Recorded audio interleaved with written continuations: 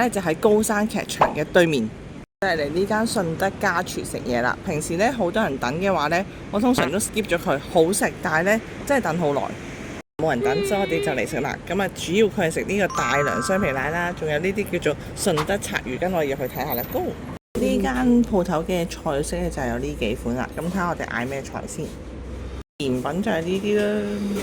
我呢碗叫做拆魚羹啊，超好食㗎，40零蚊一碗啦，但係真係好好食，好多魚肉喺裏邊，乾淨啊，飲到底都係啖啖魚肉嘅。呢個呢就係冬菇肉餅飯啊，啲肉有少少粉紅色㗎，我哋睇下先。好，我哋解開去睇下先。好，你要接受到呢種粉紅色嘅肉先得喎，如果接受唔到就唔好嗌肉餅啦。